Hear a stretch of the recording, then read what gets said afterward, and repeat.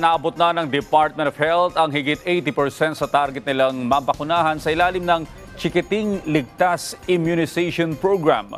Muli namang binigyan din ng DOH ang kahalagahan ng programa para mapigilan ang pagkakasakit o pagkamatay ng mga bata na maaring maiwasan sa pamamagitan ng bakuna. Si Ryan Lesigas sa detalye.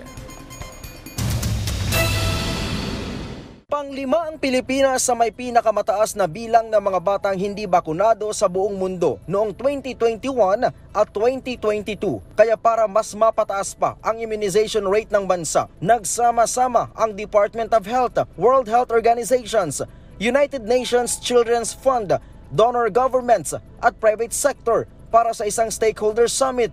Sabi ng Health Department, 58% ng mga bata ang zero dose o wala pang natatanggap na kahit anong bakuna, na pangunahing dahilan ang mga lockdown at restrictions dahil sa pandemya.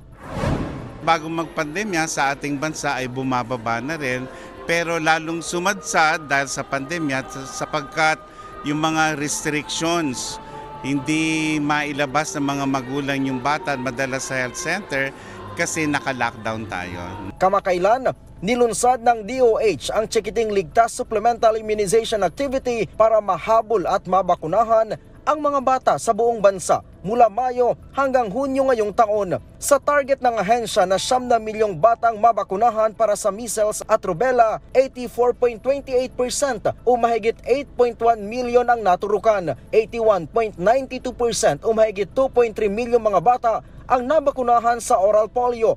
Pero mas makakabuti kung hindi lang catch-up o paghahabol na mabakunahan, kundi routine vaccination o kusang pagdadala ng mga magulang ng kanilang anak sa mga vaccination center. Hindi sapat na libre yung pagbabakuna, dapat makumbinsi natin yung mga magulang na yung mga bata ay dadalhin na kusa sa mga health center sa tamang panahon. Sabi pa ng DOH, dapat lakihan pa ang pondo para sa mga immunization program at ipasok din sa PhilHealth coverage at mahalaga rin ang partisipasyon ng mga LGU. Knowledge gaps will be bridged through the provision of updated policies and standardized training regularly rolled out for all of our healthcare workers.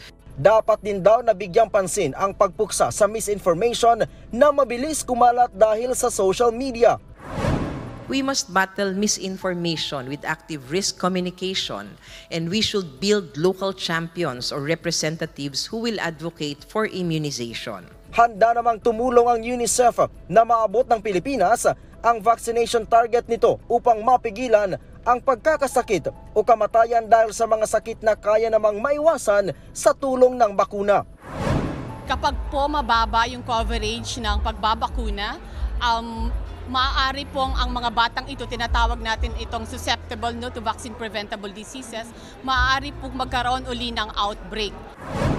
Isa pa sa nakikitang suhestyon ng UNICEF ang pagkakaroon ng mas maraming outreach services para mabakunahan ang mga batang nakatira sa malalayong lugar, urban poor communities at communities with conflict.